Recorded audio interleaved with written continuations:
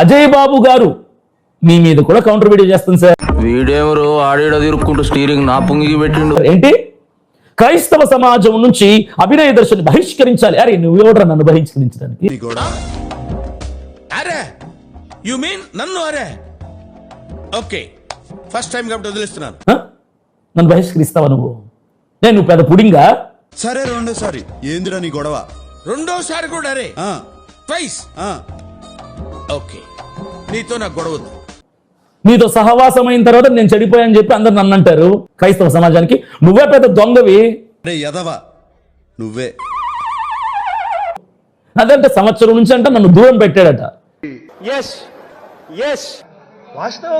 సంవత్సరం నుంచి నువ్వు నాతో ఎందుకు దూరంగా ఉన్నావో, అజయ్ బాబుకి అభినయ దర్శన్కి మాటలు ఎందుకు లేవో, ఏం జరిగిందో క్షుణ్ణంగా పిన్ టు పిన్ అన్ని చెప్తాను. అజయ్ బాబు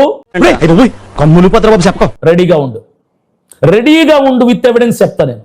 ఎవిడెన్స్లు నువ్వు నేను ఎందుకు దూరం అయ్యామో, నీ మైండ్ సెట్ ఏంటో, మన ఇద్దరం ఒకే బెడ్ మీద పడుకున్నాం, ఒకే కంచంలో తిన్నాం.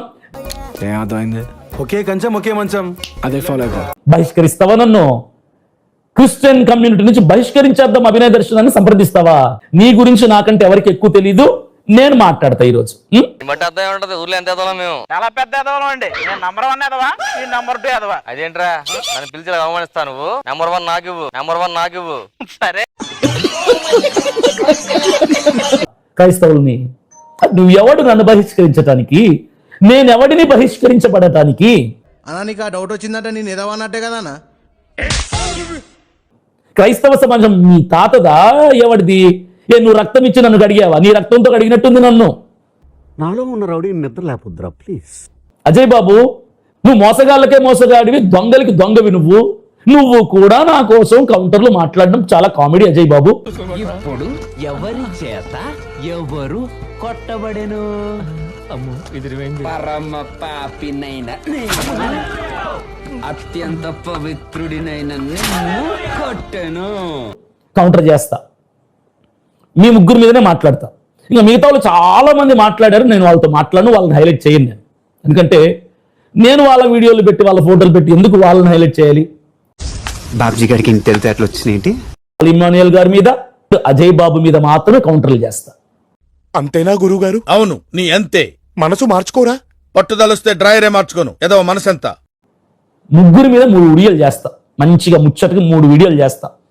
ఎవరేంటా అనేది క్లియర్గా చెప్తా. మీలో మీరు కొట్టుకొని చావండి, నన్ను ఎంటర్టైన్ చేయండి అంతే. చాలా మంది అనుకుంటారు అయిపోయిందిరా నీ కథ, అయిపోయిందిరా నీకు. అయిపోలేదురా నా కథ. అదే పాడేరు నియోజకవర్గంలో అదే గ్రామస్తులు ఇంతకు ముందు కంటే ఘనంగా చేద్దాం, ఇంకా ఎక్కువ మంది మీ వెనక మేము ఉన్నామని ధైర్యం చెప్పి నన్ను రమ్మంటున్నారా బాబు. రాత్రి పూర్తిగా తెలిసిందమ్మా, పైకి పైనాపిల్ల ముళ్ళున్నా మనసు మాత్రం వెన్న. అది నా గెలుపు. నేను ఏం చేశానో, ఎంత కష్టపడ్డానో, ప్రజల కోసం ఎలా మాట్లాడానో. ఎందుకంటే దాని వెనుక బ్యాక్గ్రౌండ్ ఉంది. హోంవర్క్ చేసిన, హార్డ్ వర్క్ చేసిన, ప్లానింగ్ చేసిన. నా మంచితనం ఏంటో, నా మనసు ఏంటో నేను పాదయాత్ర చేసినటువంటి ప్రజలకు తెలుసు. చూశాను. మీకేం తెలుసు? నాతో ఏ రోజు ఒక 5 నిమిషాలు మీకు మాట్లాడలేదు, నాతో నడవలేదు, నాతో ఫ్రెండ్షిప్ చేయలేదు. మీరు నన్ను నమ్మకపోతే నాకేంటి వచ్చేది నష్టం? పాడేరు ప్రజలు ఇప్పుడు నన్ను నమ్మకపోతే నేను ఓడిపోయినట్టు. సలహాలు ఇవ్వడానికి వెళ్ళి కలహాలు కొని తెచ్చుకున్నాడంట. నేను నష్టపోయినట్టు. పాడేరు నియోజకవర్గం ప్రజలు రమ్మంటున్నారా నన్ను పాదయాత్రకి? ఫ్యాన్స్ కి ఎమోషన్సే, లాజిక్లు ఉండవు.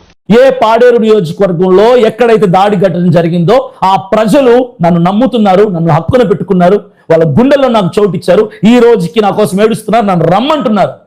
ఏం యాక్టింగ్ చేసినావు కౌశిక్? ఏం యాక్టింగ్ చేసినావు కౌశిక్? ప్రస్థానం ముగిసిపోయిందంట అజయ్ బాబు అన్నట్టు కామెడీ. వీళ్ళు వెళ్ళరు రోడ్ల మీదకి, చెప్పులతో కొడతారు కాబట్టి. నన్ను ఎవరు కొట్టరు, ఎందుకంటే నేను ఎవరికి వ్యతిరేకంగా మాట్లాడను కాబట్టి.